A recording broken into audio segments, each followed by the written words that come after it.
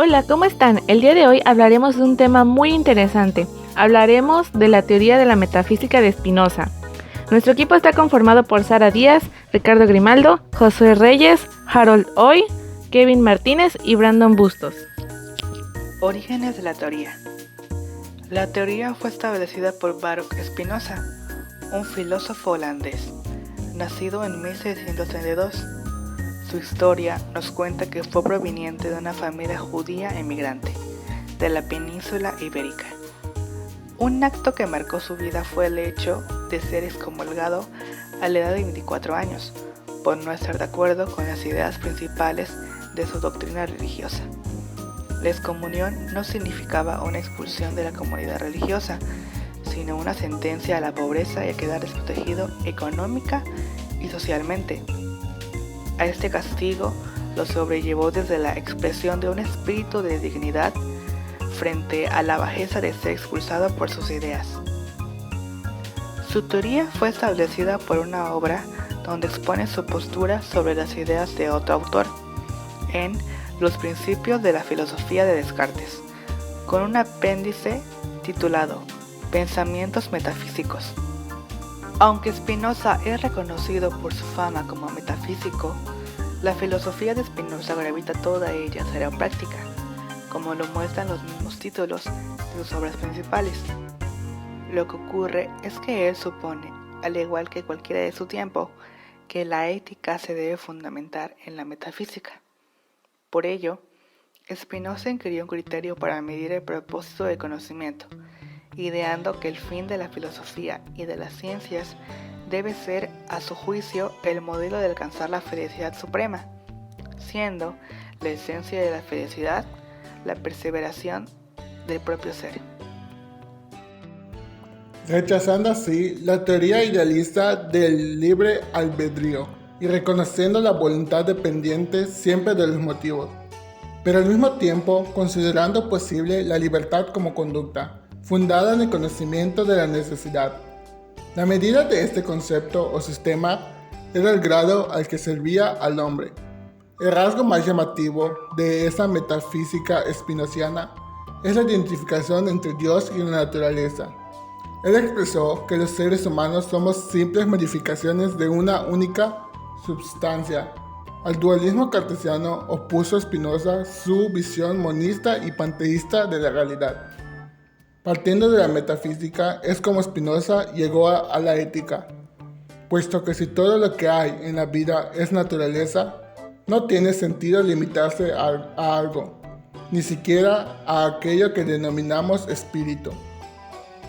El alma no es más que la idea del cuerpo, por lo que las dos están estrechamente relacionadas. Esa teoría sirvió como una de las vías para adentrarse al cuerpo, según Spinoza, dependiendo la concepción de Dios sirve natura, en cuanto se considera a Dios como la única sustancia que deviene en diferentes modos mediante sus atributos. Ahora hablaremos sobre la descripción de la teoría de Spinoza. Todo lo que existe en el universo es efectivamente infinito, desde una hormiga hasta una galaxia, pero esto necesita aclararse, de modo que tengamos en consideración los sentidos que maneja Spinoza en relación a dicha palabra. Primero, infinito por propia naturaleza y definición, que no tiene límites, solo se comprende, no se imagina.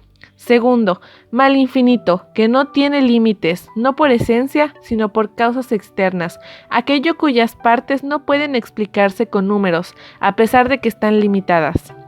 La justificación por la que Spinoza prefería el primer inciso en lugar del segundo la expone de manera sencilla cuando plantea que el problema que siempre se presenta es que intentamos imaginarlo todo. Es decir, que nos enfrascamos en ver las cosas como compuestas de partes y por lo tanto como divisibles. En este caso específico, la suposición engañosa, ficticia y dudosa es la de un infinito medible y compuesto de fragmentos finitos. Pero de aquí se siguen varios absurdos, de modo que una primera conclusión firme es que no puede medirse y no puede estar compuesto de cosas finitas. Pues aunque parezca redundante avisar, es aquel que se expresa como sumatoria de partes. El que prefiere Spinoza que se trata de el concebido por el entendimiento única y exclusivamente, de modo que no se imagina. Faltaría saber, pues, cómo es que todas las cosas son infinitas, aunque tengan existencias determinadas, y cómo es posible que sean únicas e indivisibles. Pero estas tres cualidades que el entendimiento nos permite concebir se pueden dar en diferentes grados. Por ello, es vital hacer referencia directa a aquello que posee todas las cualidades o atributos en grado sumo, es decir, Dios, la naturaleza o la sustancia. Esta última es definida como aquello cuya esencia implica necesariamente su existencia, de modo que es causa de sí mismo. Dios es esto, efectivamente, pero se le describe mejor como un ser absolutamente infinito que consta de infinitos atributos. Para responder la cuestión sobre las existencias infinitas y determinadas, habría que añadir que los atributos de Dios expresan su esencia, y como la eternidad pertenece a la naturaleza de la sustancia, sus cualidades principales y fundamentales también lo son. Entonces, como las existencias determinadas son los modos o afecciones de estos atributos, también comparten su infinitud, indivisibilidad y unicidad, claro que en grados menos perfectos. Pero todos los efectos de comprometerse con el panteísmo de Spinoza están contenidos o implícitos en la siguiente cita, que él mismo repite en varios apartados. Todo cuanto es en Dios, y sin Dios nada puede ser ni concebirse. Dios, en cuanto infinito, posee a su vez infinitos atributos o definiciones esenciales. La idea del alma, por su lado, implica la existencia de un cuerpo. Si también se refiriera a otra cosa, debería producirse un efecto y revelarse la idea asociada al mismo. Pero, como esto no sucede así, se puede decir que el alma tiene como un objeto un cuerpo, y en el caso del hombre, no solo posee, sino que, además, existe tal y como lo siente. Pero alma y cuerpo, dado que son una y la misma cosa, no son dos imperios que tratan de conquistarse mutuamente. Es simple y llanamente imposible que se influyan, ya que cada uno se refiere a atributos distintos de la sustancia. Así como en el caso de los cuerpos, nada los lleva a moverse o quedarse en reposo sino la influencia de otros cuerpos, otros modos de la extensión. Nada puede llevar al alma a pensar sino otros modos el pensamiento. Esto no quiere decir, sin embargo, que cuerpo y alma están separados entre sí y sean independientes uno del otro. Ambos son la misma cosa expresada de maneras distintas, el objeto y su definición.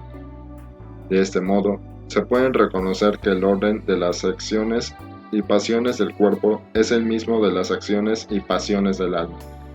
Si se insistiera en seguir analizando el asunto, es decir, separar lo que está unido, podría mostrarse la íntima identificación entre el modo del pensamiento con el modo de la extensión, trayendo a colación a aquellos que defienden que, si el alma es inepta para pensar, entonces el cuerpo no se movería. Creen mostrar así un dominio de la primera sobre el segundo.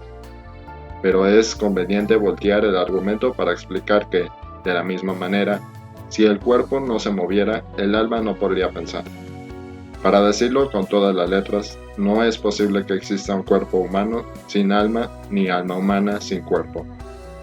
Y si todavía no quedara claro que el alma no domina el cuerpo ni viceversa, con Spinoza habríamos de recordar que nadie ha determinado lo que puede el cuerpo, lo que puede deducirse de su naturaleza, de modo que no pueden explicar todas sus funciones, y esto se constata en que el mismo puede hacer muchas cosas que resultan asombrosas a su propia alma. Esto sin mencionar lo que está implícito detrás de lo dicho hasta ahora. Como todo es en Dios y se concibe por Él, se sigue que todo existe necesariamente. De este modo, las acciones y pasiones del hombre siguen un orden estricto, inevitable e inviolable. Y por eso el filósofo neerlandés puede tratarlos como si fuese cuestión de líneas, superficies o cuerpos. Quienes se empeñan en considerarse a sí mismos como libros lo hacen porque son conscientes de sus acciones y por no tener en cuenta las causas que las determinan. Hemos analizado y tratado diversas cuestiones de lo que consiste esta teoría, pero ¿qué realmente nos enseña la teoría de Spinoza? Bueno, dentro de ella analizamos la metafísica. La metafísica de Spinoza no deja lugar a dudas. Dios y naturaleza componen un sinónimo. La ética de Spinoza lo hace con Dios. Refleja un sentido a priori, un interés personal del escritor que responde a una metodología y una relación directa con el objeto a tratar. Spinoza ingresa directamente en su primer capítulo con el concepto de Dios, haciendo uso de él en reiteradas oportunidades, tal como podemos apreciar una frase: por Dios entiendo un ser absolutamente infinito, esto es, una substancia que consta de infinitos atributos, cada uno de los cuales expresa una esencia eterna e infinita. Así, la filosofía del cuerpo en Spinoza deviene de dos vías, una de ellas la metafísica, que concibe a Dios o la naturaleza como una única substancia con atributos como la extensión y el pensamiento, expresado en dos modos de ser, el cuerpo y el alma. Esta metafísica implica que no haya una jerarquización del cuerpo sobre el alma y viceversa, abriendo la realidad ontológica para pensar un dualismo atravesado por una doctrina del paralelismo, en cuanto el cuerpo y el alma no son diferentes entre sí. Así, la naturaleza, para el pensador holandés, no es únicamente la del mundo sensible, es la realidad en su totalidad. Afirma que las almas mueren con los cuerpos, es racionalista y utiliza el método deductivo para buscar la verdad necesaria. Su concepto de naturaleza le conduce al determinismo. Menciona, todo lo que es en Dios, y nada puede ser concebido sin Dios. Los seres finitos son modos, características de Dios o la naturaleza, porque Dios y la naturaleza son ontológicamente lo mismo a causa de la infinitud. Según Spinoza, no hay causa final. Existe una cadena infinita de causas particulares, y esta existe porque existe la naturaleza. De esta forma, la voluntad no pertenece a la naturaleza de Dios más que las cosas naturales, sino que se relaciona con ella de igual manera que el reposo y el movimiento y todas las demás cosas que hemos mostrado se siguen de la necesidad de la divina naturaleza y son determinadas por ella a existir y obrar de cierta manera. Considera dos vías para ingresar al cuerpo, y una de ellas es la vía metafísica, como hemos mencionado. Esta se va a desprender de la concepción de Dios, a la que denomina sirve natura, en cuanto se considera a Dios como la única substancia que deviene en diferentes modos mediante sus atributos. De este modo, se deduce que no hay dualismo. Mente y cuerpo son aspectos de una sola cosa. El cuerpo. Si la mente muere, muere con el cuerpo. Spinoza continúa categóricamente rechazando cualquier perspectiva que implique una influencia mutua y la jerarquía de un atributo sobre otro. Ni el cuerpo puede determinar al alma a pensar, ni el alma puede determinar al cuerpo al movimiento ni al reposo, ni a ninguna otra cosa alguna. No hay una determinación de un atributo sobre otro, porque la extensión como el pensamiento no son atributos de una misma substancia, es decir, de Dios o la naturaleza, lo que implica que tanto el cuerpo como el alma sean una misma cosa.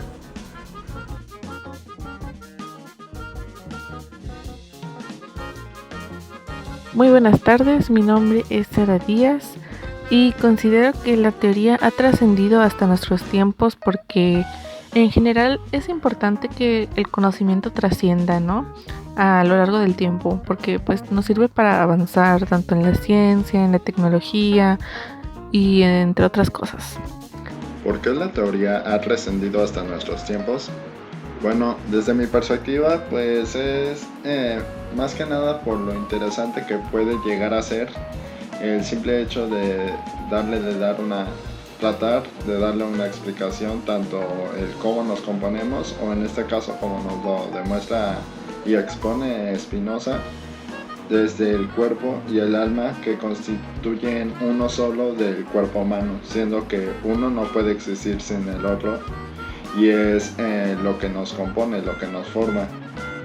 viendo también el equilibrio que tiene para con nosotros, con la naturaleza y en sí la creación de Dios, el cómo todos nosotros somos nosotros mismos, cómo nosotros somos nuestros propios reguladores de nuestro equilibrio y de lo que estamos creados, en este caso pues estos dos componentes ya mencionados, tanto el alma como el cuerpo, que es lo que nos compone, y el hecho de que varios científicos o no científicos, en sí la humanidad ha querido investigar e intentar responder aquellas preguntas como si realmente existe el alma y todas esas incógnitas que pueden seguir hasta el día de hoy.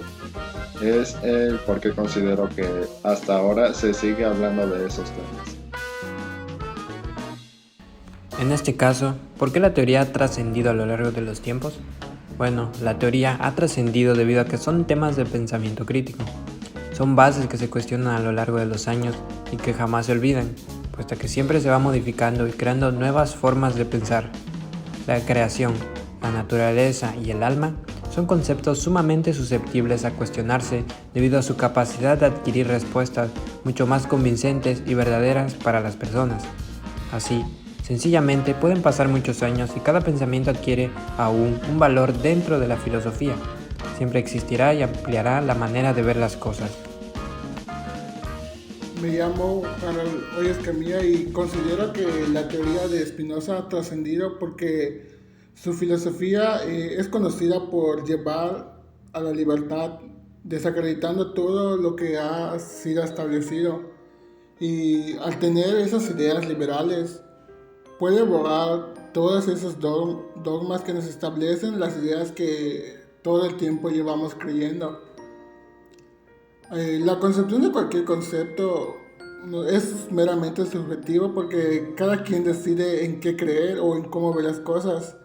Y la metafísica de Spinoza y su concepción de la inexistencia de algo creado por sí mismo, en este caso hablando de Dios, y su rechazo al verlo como la naturaleza misma, se puede atribuir a lo que hoy conocemos como el ateísmo y que es algo muy polémico actualmente. Bueno, soy Brandon Bustos de filosofía.net y para terminar vamos a contestar unas preguntas. ¿Por qué la teoría ha trascendido hasta nuestros tiempos? Bueno, yo creo que la teoría de metafísica de Spinoza ha trascendido especialmente porque es bastante interesante, ¿no? Su Dios como lo plasma él, la visión mística de este Dios, de que todos somos Dios, todos somos una extensión y más que todos, todo, la naturaleza, los seres vivos. Yo creo que esa visión del mundo como un todo nos hace como que encontrar una forma más comunitaria, más común de visualizar todo y de nuestro comportamiento. Entonces, una vez que tienes claro que todos somos uno, aunque ese uno Spinoza lo describa como un Dios, y todos somos ese Dios, todos somos una extensión, en otras palabras, pues todos somos uno, todos provenimos de un lugar. Entonces creo que esa visión que tiene es bastante interesante y por la que ha trascendido a lo largo de los años. ¿Por qué esta teoría ha ascendido hasta nuestros tiempos? Yo creo que las distintas opiniones de las personas ha hecho que esa teoría tenga bastante fuerza, ya que nos da una visión bastante amplia en comparación a la doctrina religiosa que nos implementan pues desde que somos pequeños.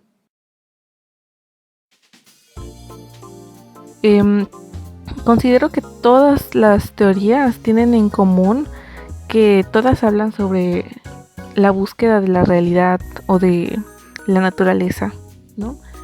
O sea, por ejemplo, todos buscan como que una razón de por qué todos, o sea, de la existencia en sí. Como por ejemplo, hay algunos que pueden ser monistas, como en el caso de Spinoza, o pueden ser dualistas, como en el caso de Descartes, ¿no? Creo que todas las teorías son importantes y todas tienen eso en común, ¿no? Que todas pues ven y buscan el sentido de la realidad. Lo que considero que tienen en común todas las teorías presentadas es que todas buscan resolver las dudas que suelen